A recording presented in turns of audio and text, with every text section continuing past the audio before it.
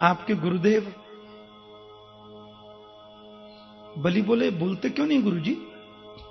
गुरुजी बोले दिख नहीं रहा, अखंड जाप चल रहा है, मंत्र जाप चल रहा है, बीच में कैसे बोलेंगे?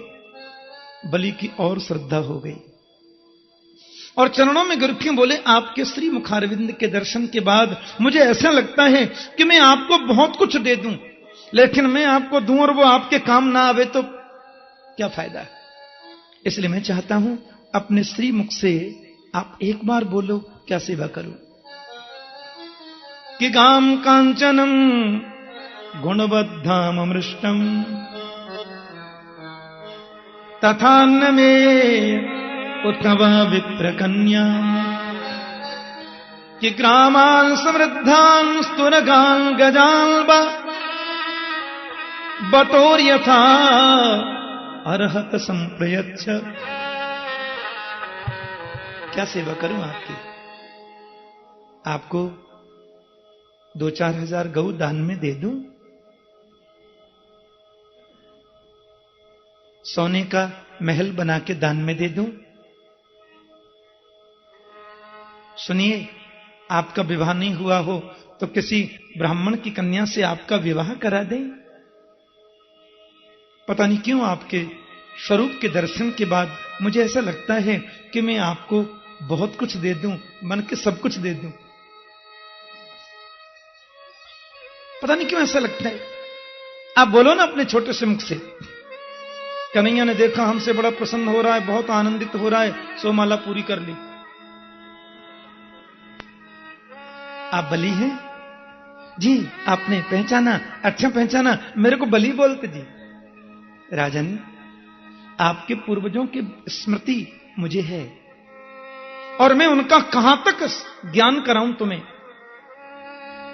उनका यश त्रिलोकी में फैला हुआ है। आपके पिताजी दानी, आपके बाबा दानी, आपके पर बाबा दानी, आप भी कोई दान की बात करो तो इसमें आश्चर्य की बात नहीं है।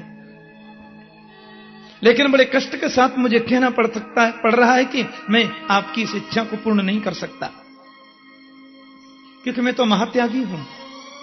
एक पैसा भी कभी दान में लेता ही नहीं मैं तो। और क्यों लेना जी? धूप लगती है तो छाता है, बैठने के लिए आसन है, जलपान करने के लिए कमंडल माता जी ने दे दिया, एक मैया ने माला भी दे दी, एक माता श्री ने भिक्षा का पात्र भी है, जनेऊ पास में है, गुजर करें तो चाहिए क्या, मौज करें तो है ही क्या। भैया कामनाओं के स्टॉप लगा दिया हमने तो। एक पैसा कभी किसी से लेते ही नहीं, हमारा तो नियम है पक्का। हाँ, महात्यागी है। किसी ने पूछा ये बंगला कौन का? बोले त्यागी जी का। ये जोर जोर से आवाज कहां से आ रही है? बोले मौनी जी के यहां से। ये बाल गोपाल कौन के डोल रहे हैं? बोले ब्रह्मचारी जी के। माया से बन के आ गए। माया मानवकम हरिम, मानवक बन के आए हैं और बलि की महत्ता को प्रभु प्रकाशित करना चाहते हैं कि कितना महान पुरुष है। बलि बोले देखिए, आप बोलते हैं अकेला हूं इसलिए नहीं लेता, तो विवाह कर ले किसी सुंदर ब्राह्मण कन्या से, अपन तो विवाह भी करा देंगे। भगवान बोले आप तो बहुत अच्छे हैं राजन, सारी व्यवस्था हमारी कर ही देंगे, आपकी बातों से ही ज्ञात होता है, लेकिन विवाह के बाद में तो बहुत मुश्किलें हैं, इसलिए मैं तो अकेला ही ठीक हूं। अब बाल गोपाल हुए तो पढ़ाई की व्यवस्था, रहने की व्यवस्था, भोजनादि की व्यवस्था, बलि बोले हम सब करेंगे। शिक्षा के लिए भी हिरण्यकश्यप दानव विश्वविद्यालय है। आपके भोजन की, आवास की कोई अब व्यवस्था न होगी, आप हां करो। भगवान बोले नहीं, एक व्यवस्था आप न कर पाएंगे। मान लो विवाह हुआ, 2-4 बाल गोपाल हुए, उनमें कभी कभार एकांत कोई मर भी जाए तो मरने के बाद में जो रोया जाता है उसकी व्यवस्था आप क्या करेंगे? बलि बोले रोना तो था नहीं पड़ोसी महाराज, अब बेटा आपका जाएगा तो मैं किराए पर रोने वाले तो नहीं बुला सकता। प्रभु ने कहा प्रियस्त्वाम रोत्स्यति, शास्त्र कहते हैं जिसको तुम प्रेम करते हो ना, वो एक दिन तो तुमको रुलाता ही है।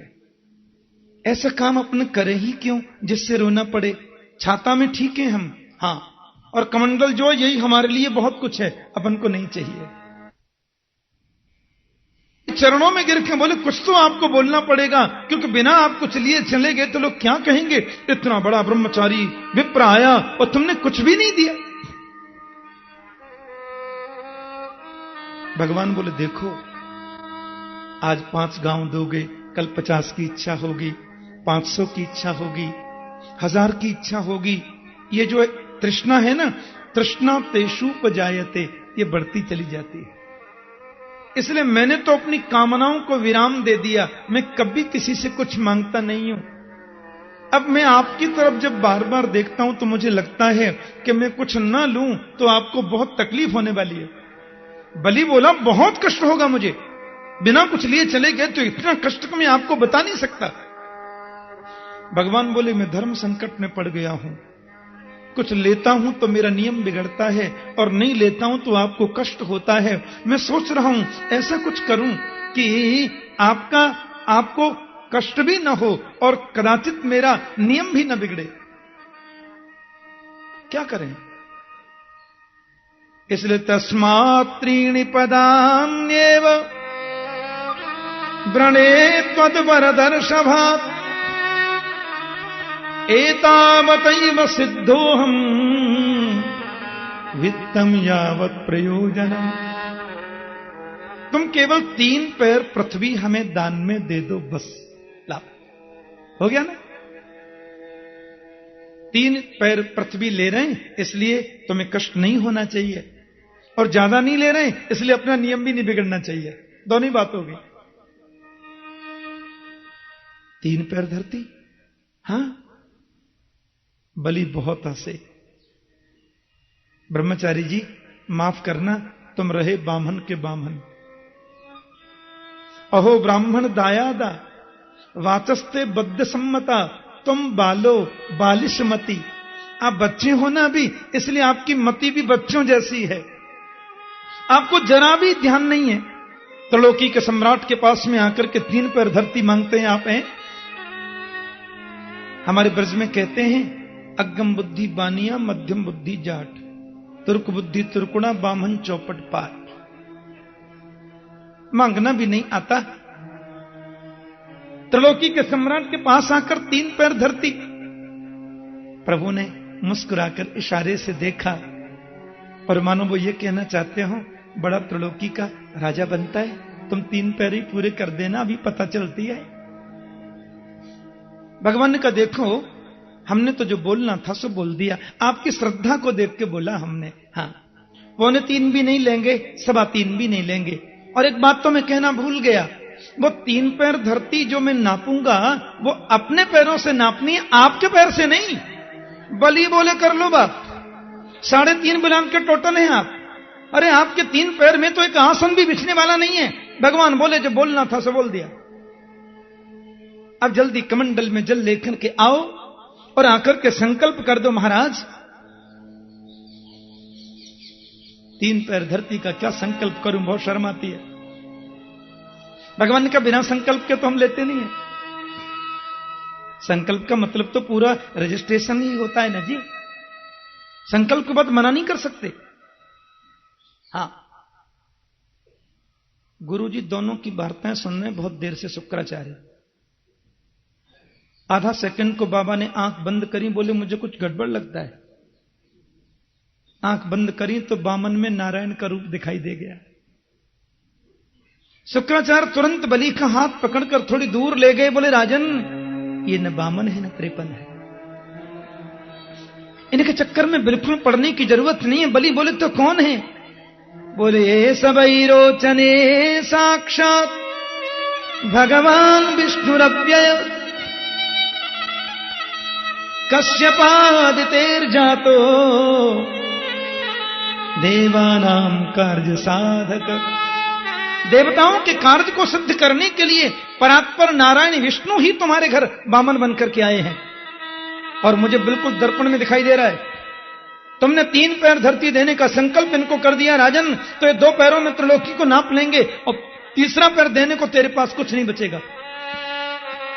ये तो बहुत अच्छा हुआ, संकल्प नहीं हुआ। मना कर दो, बिल्कुल दो टूक मना। बोले मैंने देने लेने की कोई बात नहीं करी, पधारो फिर कभी आना। बलि बोले झूठ बोल जाऊं मैं? आप मेरे कुलगुरु हैं, आप मेरे कुल के आचार्य हैं, और आप कहते हैं कि मैं इनसे राम राम असत्य बोल जाऊं कि मैंने कोई बात देने लेने की नहीं करी। ये क्या कह रहे हैं आप गुरुजी? असत्य यानी कि झूठ? नहीं नहीं, शुक्राचार्य बोले यही तो तुम समझते नहीं हो राजन, बड़े ध्यान से सुनने की बात है। बोले 8 जगह ऐसी होती हैं राजन, जरूरत पड़ने पर परिस्थिति को ध्यान में रखते हुए एक बार यदि इन 8 जगहों में झूठ बोलना पड़े तो उसका दोष नहीं होता, पर यह छूट एक बार की है। कौन कौन सी जगह है? तो स्त्री सूनर्म विवाहे च वृत्यर्थे प्राण संकटे गौ ब्राह्मणार्थे हिंसायाम नान्यतम स्यात् जुगुप्सितम। बड़ी सुंदर बात कही। बोले माताओं से किसी बात को छुपाना पड़ जाए तो पारिवारिक परिस्थिति को ध्यान में रखकर एक बार असत्य बोलकर भी उनसे बात छुपानी पड़े तो दोष नहीं है। क्यों? क्योंकि पुरुषों की अपेक्षा मातृ हृदय अति कोमल होता है। इनके हृदय में बहुत कोमलता होती है। हां, आपने कोई गंभीर बात अपनी धर्मपत्नी को बताई, आपने बिल्कुल गलती नहीं की। वो घर की मालकिन है, घर की स्वामिनी है, उनको तो बताना ही चाहिए। आपने धर्मपत्नी को कोई गंभीर बात बता दी तो आपने गलती नहीं की, लेकिन बात बताने के बाद आपने ये निर्देश यदि दे दिया कि बड़ी गंभीर बात है, किसी से कहना नहीं देवी, तो आपने ज्यादा गलती कर दी। अब वो 24 घंटे यही सोचेंगी पति ने मना किया, बात किसी को कहना नहीं है। हे भगवान, ये बिल्कुल किसी से कहना नहीं है। हे भगवान, मेरे मुंह से कहीं निकल नहीं जाए। हे भगवान, ये तो किसी को बतानी ही नहीं है। और वो बात जरूर बता देंगी। बस मंदिर गई, उदास हैं। इनकी कोई मित्र मिली, सहेली, क्या बात है उदास लगती हो? नहीं, कोई बात नहीं। हमसे छुपा रही हो? नहीं, कोई बात नहीं। देखो, अब बताने से आधी बात का वजन कम हो जाता है। हाँ, नहीं, कोई बात नहीं। अब देख लो, तुम हमसे ही छुपा। देखो, ऐसी ऐसी बात है, मेरे घर में ऐसा हो गया। हे भगवान, मैंने तुमसे कह दिया, तुम किसी से मत कहना। ना, मेरी तो ये आदत ही नहीं है। और ये तुम सत्य समझ लो कि मेरे मुंह से बात कभी जीवन में निकलेगी नहीं, ये स्वभाव ही नहीं मेरा तो। हाँ, फिर उनको तीसरी मिल गई। बातों में ऐसा, हाँ, ये तो उनके घर भी ऐसा हुआ था। हे भगवान, मैंने तुमसे कह दिया, देखो तुम किसी से मत कहना। उनकी पत्नी ने मुझे बड़े विश्वास में लेके कहा था। ना, मेरा तो ये स्वभाव ही नहीं है। तो अति कोमलता, इसमें निंदा नहीं है, ध्यान रखना। ये मातृ हृदय की कोमलता, प्रभु ने उनको कोमल ज्यादा बना दिया। अब आपने कोई बात बता दी, पीछे से आपका कोई शत्रु आया और झूठे के आंसू बहा करके आपकी पत्नी के सामने बैठकर रोने लगा। ये रोना तो किसी का देख ही नहीं सकते। अब आपका शत्रु रोते रोते आपकी अनुपस्थिति में जो कुछ भी इनसे पूछेगा सब बता देंगी, और वो तो जरूर बता देंगी जिसके लिए मना किया था। अगला आदमी रो रहा है, इसलिए विशेष परिस्थिति यदि ऐसी लग रही हो कि यह बात बिल्कुल आउट नहीं होनी चाहिए, तो पत्नी से भी छुपाना पड़े और उसके लिए कदाचित एक बार असत्य बोलना पड़े, तो एक बार की यह बिल्कुल छूट है, जो परिस्थिति उससे ज्यादा बड़ी है। तीसरी बात, युधिष्ठिर जी का साप भी है, ये बात तो सब लोग जानते हैं। महाराज कर्ण जो थे, माता कुंती के पुत्र थे, सबको मालूम है। महाभारत के 3 जो विशिष्ट वीर हैं, योगेश्वर कृष्ण, भीष्म पितामह और श्रीमान कर्ण, ये सर्वश्रेष्ठ 3 वीर हैं महाभारत के। कर्ण के बारे में तो क्या बताएं। हिंदी में एक पुस्तिका पढ़ता था मैं बचपन में, नाम था रश्मि रथी। क्या गजब का चित्रण है कर्ण के चरित्र का। पर कर्ण ने दुर्योधन से मैत्री की और युद्ध में अर्जुन के हाथों मारे गए, सब लोग जानते हैं। अब क्योंकि मारे गए जितने कौरव हैं वो युधिष्ठिर जी के ताऊ के बेटा हैं, भाई हैं, सगोत्री हैं, इसलिए युधिष्ठिर जी महाराज सबको पिंडदान कर रहे हैं, सबको पिंडदान दे रहे थे। माता कुंती ने आके कहा एक कर्ण के नाम से भी दे दो बेटा। बोले क्यों? कर्ण हमारी जाति का नहीं, बिरादरी का नहीं, गोत्र का नहीं, खानदान का नहीं माता। फिर कर्ण का पिंडदान मैं कैसे करता हूं, उसको श्राद्ध मैं कैसे कर सकता हूं? माता कुंती की आंखों में आंसू आ गए। क्यों? तू कैसी बात कर रहा बेटा? अरे कर्ण तो तेरा खास बड़ा भाई था। युधिष्ठिर बोले क्या कहती हैं आप माता? बोले कुंती भोज राजा जिन्होंने मुझे पाला दत्तक पुत्री के रूप में, जब मैं वहां पर थी बचपन में तो संत दुर्वासा आए थे बेटा। मैंने बड़ी निष्ठा से उनकी सेवा की, समय पर जल देना, फूल पहुंचाना, माला पहुंचानी। जाते समय दुर्वासा इतने प्रसन्न हुए मुझसे, बोले बेटी तूने बहुत सेवा की है, मांग क्या चाहिए? मैंने कहा बाबा कुछ भी नहीं चाहिए। जाते जाते वो मुझे मंत्र देकर चले गए, बेटी इस मंत्र से जिस किसी देवता का तू आमंत्रण करेगी वो देवता तुरंत तेरे सामने उपस्थित हो जाएगा। और वो चले गए। अब मैंने एक दिन ऐसे ही कुतूहल बस मंत्र पढ़ा, सूरज को और देखा, सूरज आ गए। सूर्य नारायण बोले क्या चाहिए बोलो? मैंने कहा नहीं चाहिए कुछ नहीं, मैंने तो वो मंत्र की परीक्षा के लिए आपको ऐसे ही बुला लिया, क्षमा करें। सूर्य ने कहा नहीं ऐसा नहीं हो सकता, हम लोग देव हैं, आते हैं तो कुछ देते हैं। अब देवी आपके यहां मेरे जैसा सुंदर पुत्र प्रकट होगा। कुंती बोली क्या कह रहे हैं आप? मैं तो कुमारी हूं महाराज। नहीं नहीं मुझे ये, आप जाइए और ये वरदान मेरे को नहीं चाहिए। सूर्य बोले आप कन्या ही रहेंगी, ये तो मंत्र शक्ति से होगा। लेकिन मैं समाज को क्या बताती युधिष्ठिर? मैंने डर की वजह से, लोक लाज की वजह से उस बच्चे को लता पत्रों में लपेटकर गंगा में प्रवाहित कर दिया। और बालक गंगा में बहता जा रहा है तो अधिरथ नाम के सूत, जिनकी पत्नी का नाम है राधा, तो अधिरथ नाम के सूत की पत्नी राधा ने मेरे बच्चे को नदी से लेकर गोदी में उसको आश्रय दिया। और कुंती का पुत्र जो कौन्तेय कर्ण है वो राधा का पुत्र राधेय हो गया। तेरा खास बड़ा भाई था।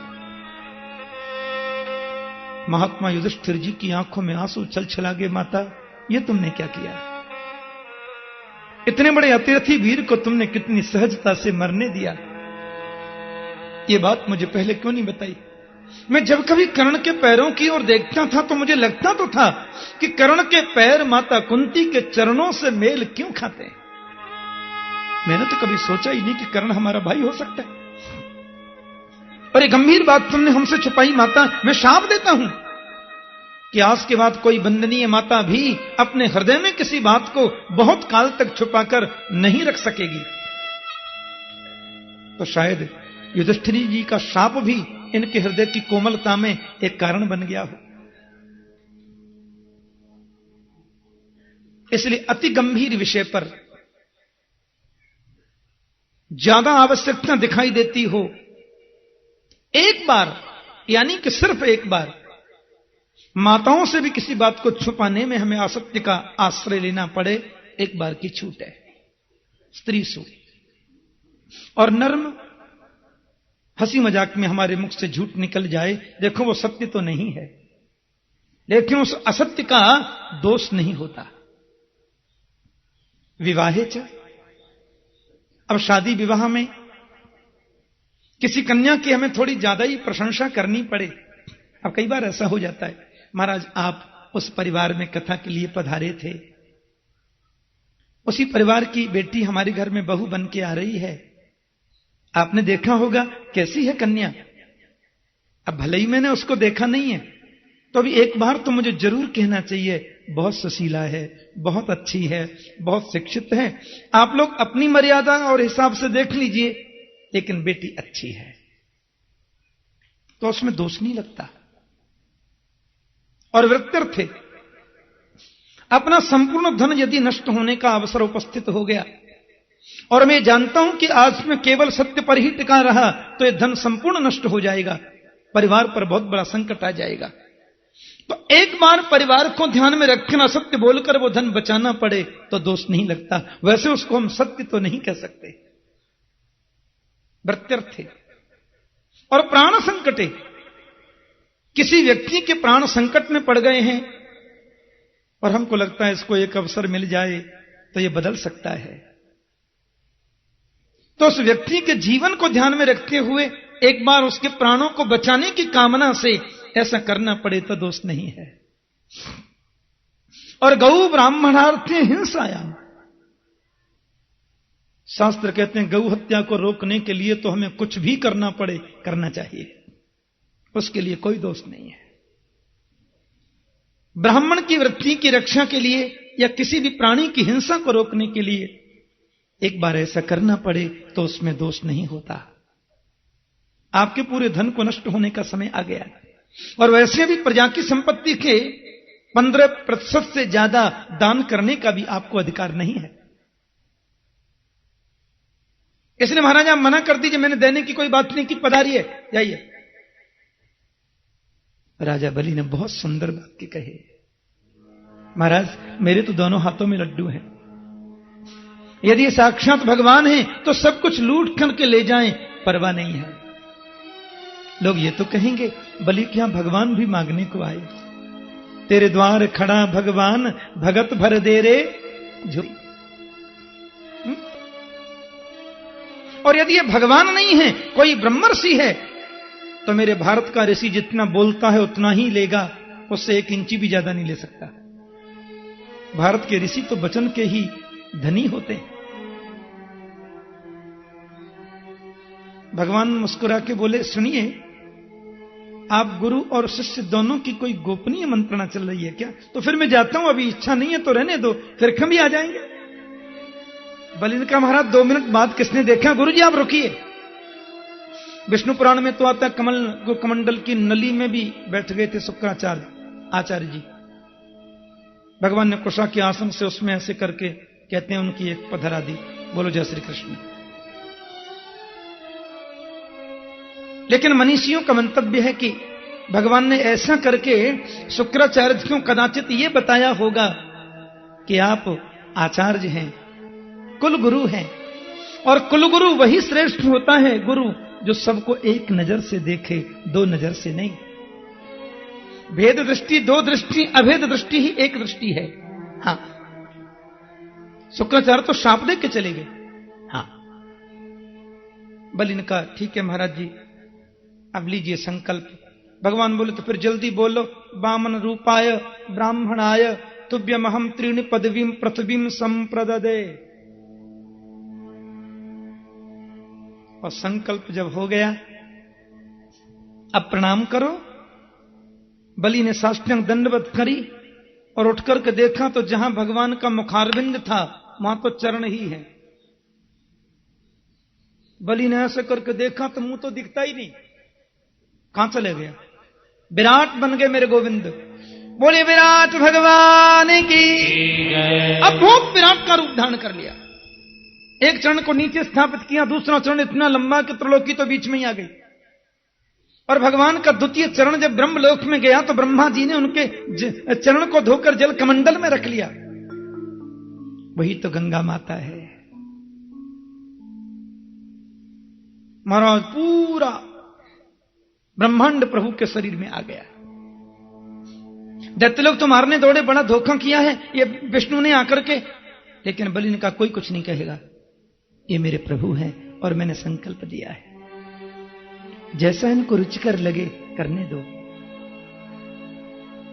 त्रिलोकी को नापने के बाद में भगवान बलि के सामने खड़े हो गए। बोले आपने 3 पैर धरती देने का बाकायदा संकल्प किया था, और जो संकल्प करके पूर्ण नहीं करता वो नरकगामी हो सकता है। गरुड़ जी ने आकर के पास में बांध करके डाल दिया, पड़े रहो, बताओ तीसरा चरण कहां रखें। आजकल का भक्त होता तो सीधा ही बोल देता, महाराज संकल्प लेते समय तो आप 3 बिलान के थे, नापने के लिए लंबे हो गए तो मैंने ठेका ले रखा सब बात का, छोटे होके नाप लो, मैं मना कब करता जी। पर ऐसी बुद्धिमानी का परिचय नहीं देना ही सबसे बड़ी बुद्धिमानी है, कम से कम भगवान के सामने। राजा बलि के मन में जरा भी क्षोभ नहीं है, चेहरे पर जरा भी टेंशन नहीं है, जरा भी चिंता का भाव नहीं है। हाथ जोड़कर बैठ के भगवान ने कहा, बताओ तीसरा कहां रखें।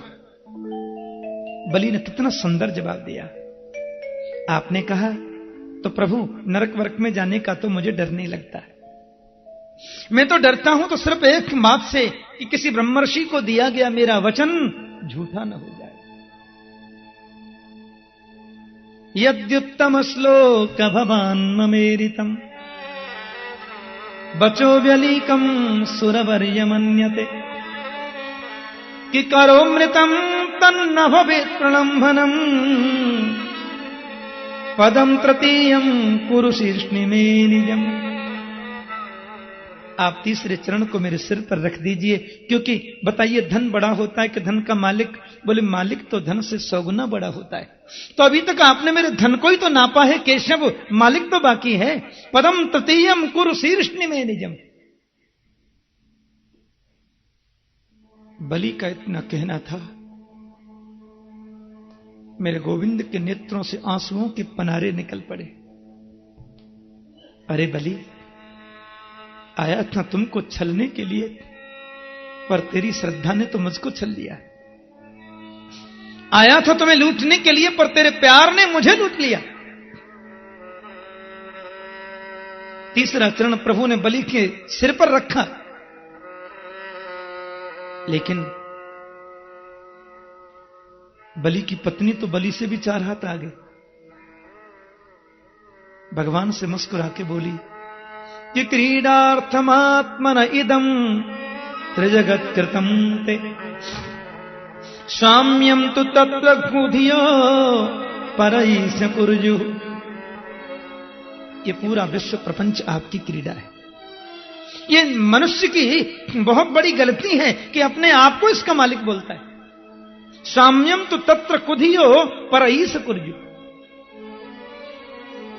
मेरे पति को आपने त्रिलोकी का राज्य दिया, ये बड़ी कृपा थी, और आज लूट लिया, ये तो डबल कृपा है। आपकी संपत्ति आपके पास, इसमें किसी का क्या। कहते हैं आकाश से प्रहलाद जी उतर के आए। प्रहलाद बलि के खास बाबा है। दादाजी को देखा तो बलि तो प्रणाम भी नहीं कर सकते, क्यों बंधा पड़ा बेचारा। नहीं, प्रहलाद जी को दंडवत करते कितने दिन बाद आज आए हैं बाबा ऊपर से। भगवान के चरणों में प्रहलाद ने प्रणाम किया और एक और सुंदर बात कह दी। त्वयैव दत्तम पदमेन्द्र मूर्जितम हृतम तदेवाद्य तथैव सोवनम। त्रिलोकी का साम्राज्य मेरे पौत्र को आपने प्रदान किया, ये कृपा है। और हृतम तदेवाद्य तथैव शोभनम, आज आपने वो सब ले लिया, ये तो और ज्यादा आनंद की बात है और सुंदर बात है। आप दें वो कृपा, लें वो डबल कृपा। ब्रह्मा जी के सामने प्रभु ने प्रहलाद से कहा, तुम्हारा पौत्र तो तुमसे भी आगे निकला। ब्रह्मा बोले बंधा पड़ा है बेचारा, इसको खोल तो दीजिए प्रभु। प्रभु ने अपनी महिमा बताई, अपने स्वभाव को बताया, और प्रहलाद से बोले वत्स प्रहलाद भद्रम ते प्रियाही सुतलालयम। प्रहलाद, आज से मैंने सुतल लोक का राज्य तुम्हारे पौत्र बलि को दिया, तुम वहां जाओ। कैसा है सुतल? बोले सुतलम स्वर्ग भी प्रार्थ्यम, स्वर्गवासियों के लिए भी बंदनीय जो सुतल लोक है, उसका राज्य मैंने बलि को दिया। अब ये तो मैंने अपनी तरफ से दिया है। त्रिलोकी भगवान ने स्वर्ग में देवताओं को दे दी। फिर बोले बलि की जो इच्छा हो सो बलि महाराज मांग सकते हैं। बलि बोले मुझे कुछ नहीं चाहिए। भगवान बोले तुम मांग लो। कहोगे मुझे त्रिलोकी चाहिए तो चाहे हमें इंद्र से युद्ध ही क्यों न करना पड़े, मैं त्रिलोकी तुम्हें दिला सकता हूं।